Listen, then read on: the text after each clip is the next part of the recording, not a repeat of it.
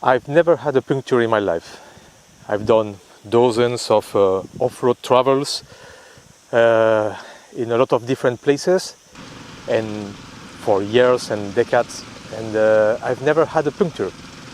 Well, it's not exactly true. I've had one only puncture, and it was because of a defective rear tire. It cracked from the inside and it pinched the tube. But apart from that, which was due to a defective tire, I've never had a single puncture. Never. And I've done dozens of thousands of kilometers off-road. I've been a lot of times to Morocco, I've been to Algeria, I've done a lot of off-road around my area, which is very rocky. And that brings me to another point, is that I prefer to have tube types wheels. I prefer to have tubes. I don't like that much tubeless for off-road bikes, because I've never had a puncture, but I've had several bent wheels. My area is really rocky. There's a lot of different size rocks. Some are hidden in the ground, some are just stones over the trail. I also travel a lot to Morocco, which is extremely rocky. Sometimes you're in the sand and you think it's soft, and suddenly in the middle of the trail you have big rocks just in the middle. So I've bent a lot of wheels, but I've been lucky. I've never had punctures. I've never pinched the tube, and that's why I prefer tube types wheels, because if you bend the wheel, a tubeless wheel will not hold the air. Also, if you lose the bead of the tire on the wheel, you really need a lot of pressure to put the tire back on the tubeless wheel, and most portable air pumps are not strong enough, doesn't give enough pressure to put the bead of the tire against the wheel on the tubeless wheel. So I understand that it's a lot easier to repair a puncture on a tubeless tire than on the tube, but it's not worth it for me. I think the tube type wheels cover a lot more different situations. I think for long travel, for long off-road travel, they are more reliable. It's not that hard to repair a puncture, just require a little bit more of time, and you're covered in in more different situations that can happen. That's like a bent wheel, or just if you got a flat and the tire, the bead of the tire gets off the wheel, then with a tubeless wheel it's a lot more difficult to solve. So, but I understand in different situations and for different places, a tubeless tire can be a better option. But for me, for my use, I'd rather have tubes. So, how do I avoid to have punctures, or not avoid, but at least reduce at maximum the possibilities of having a puncture when I'm traveling? When I'm traveling, my main goal is not to have the best grip, to be the faster of the group. My main goal is to arrive to my destination with the least amount of troubles possible. So you need to make balance. You need to make some compromises, some sacrifices. For example, if you want to go fast off-road and have the best grip, you need knobbies. You need a soft compound tire. You need low pressure on the tire, low air pressure, so that's when you get the maximum grip and you can enjoy going really fast with an off-road bike. But that's not my main goal. If it was my main goal, I would have an enduro bike, not a dual sport or a trail bike. So I need to make some compromises, and so that's what I do to reduce at the maximum having a puncture or even bending the wheel. My main goal again is to arrive to my destination, sorry, and avoid troubles and problems. I'd rather spend 2 hours visiting a nice place than repairing things. And that's also why prior to going to any off-road travel or any travel at all with my bike, I just do a thorough inspection of the bike, and I replace everything that's not in good condition and that can cause problem. I also take tools and spares enough to cover the most common problems, like punctures or cables, common cables, hand levers. I don't take foot levers because I've replaced all the foot levers on the foot pedals on my bike to have them foldable. So as you can see there, and also there, my pedals, they're not stock, I've replaced them. My pedals are foldable, so yeah, that reduces a lot the possibility of breaking them. But I always take with me when I'm traveling hand levers, small spares, and all the tools needed to replace them and to repair a puncture if needed. Even if I've never had a puncture, I practice in case sometimes it happens, because I've also been very lucky to not have any puncture. So on my off-road bikes, I replace the tires myself. Okay, so how do I avoid punctures? So from easier to more complicated or expensive.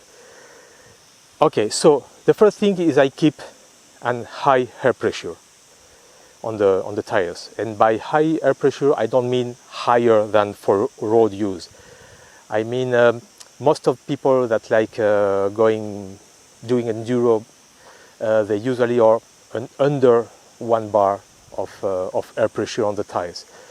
On heavy bikes like this one, I rarely go under 1.5. If it's a lighter bike, like my Jebel 250, which is only 120 kilograms, maybe I go as low as 1 and 1.3, 1.3. But on heavy bikes like this one, I usually stay at 1.5 or a bit higher. So that protects a lot from punctures and also from pinching the tube, and also from bending the wheels. Now, the next thing I do, if I'm replacing the tires, some models have 2 versions of the tires. Some are for tubeless wheels and some for tube type wheels. This one is for tubeless. But you can use a tubeless tire on a standard wheel with a tube, no problem. You can do the opposite. You can't put a tube type tire on a tubeless wheel, because it's not going to hold the air unless you put a tube in the wheel. But that defeats the point of the tubeless wheel. So, but you can use tubeless tires with tubes on any wheel. So why, if I have the option of choosing at the same model with the same model of tire, sometimes there's 2 options, for tubeless and for tube type. Usually for tube type they are a bit cheaper, but I'd rather put the tubeless models because the sides of the tire are harder. They are stronger, they are reinforced, and they make the tires less prone to get punctures or to pinch the tube or even to bend the wheel if you encounter a rock in the middle of the trail. That protects everything. It protects the tube, it protects the wheel, but obviously because it's harder, it's more difficult to mount on the wheel. It's more difficult if you need to repair a puncture or you need to change the tire. And also you lose a little bit of grip compared to the tube type tires. So I usually put, if I have the option to choose between the two and I'm planning an off-road travel, then I will put the tubeless version of the tire. Next, when I go off-road, when I plan an off-road travel, long off-road travel, I use heavy-duty tubes. My favorites are the Michelin ultra heavy-duty tubes that are 4 millimeters thick. Here you have. Let me show you. Trying to focus on this.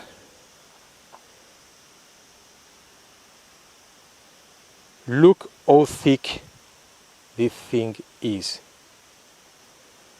That's a section of a Michelin ultra heavy duty tube. This thing is very, very thick. It's very difficult to puncture this. So, when you add these three things, well, let's say four. The first one being the luck. If you're lucky like I've been to never had a puncture, that helps a lot. But again, I've done dozens of thousands of kilometers off-road in a lot of travels and in areas where it's very easy to puncture or pinch the tube. So the first one is luck. The second one is keeping a high air pressure, or at least not high but not too low. If you stay over 1.5, you will protect the tube and you will protect the rim too. You will protect the wheel. Then putting tubeless tires version of the tires, the tubeless version of the tires, if it's available. If you're putting knobbies, enduro knobbies, there's probably not a tubeless option. But if you're putting trial